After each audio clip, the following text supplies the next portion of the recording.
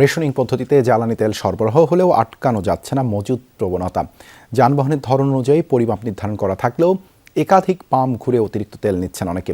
আজও অপেক্ষার দীর্ঘ সারি ফিলিং স্টেশনগুলোতে।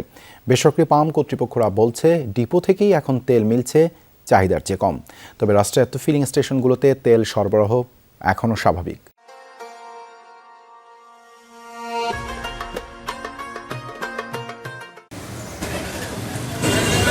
বাংলাদেশ পেট্রোলিয়াম কর্পোরেশনের এই পাম্পটি রাজধানীর পরিবাগে, যেখানে গত ৩ দিনে একবারও ফুরায়নি তেলের মজুত।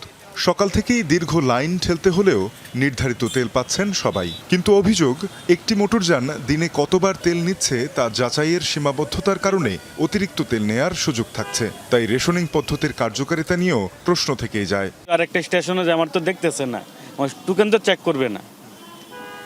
তার মানে আপনি নিতে পারবেন? নিতে পারবো, জি জি। 3 পাম্পের তো তেল টাঙ্কি কিছুটা ভরে রাখছিলাম, এই জন্য কিছু তেল শর্ট ছিল, এটা এখন নিয়ে নিলাম।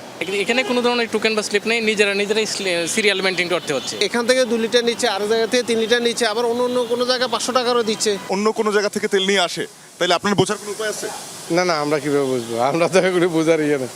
সোমবার ঢাকার বেশিরভাগ পাম্প সচল থাকলেও অনেক পাম্পে বন্ধ অকটেন সরবরাহ। দেয়া হচ্ছে একটি জ্বালানি তেল। ডিজেলের পর্যাপ্ত মজুদ থাকলেও ভোগান্তিতে গণপরিবহন শ্রমিকরা। ফজর পরে এখানে আসছি, আসার পরে বলতেছে যে তেল তো নাই। 5টা পাম্প ঘুরে এই যে মাত্র তেল নিলাম, প্রায় 2 ঘন্টা ভরে ঘুরলাম আর কি। তেল নেওয়ার কোনো সুযোগই পাইনি, এটা আমরা ভোগান্তি হচ্ছি অনেক। বেশ কিছু পাম্পে দেখা যায় রেশনিং পদ্ধতিতে নির্ধারিত তেলের চেয়েও কম দিতে। পাম্প কর্তৃপক্ষ বলছে ডিপো থেকেই কমে এসেছে সরবরাহ।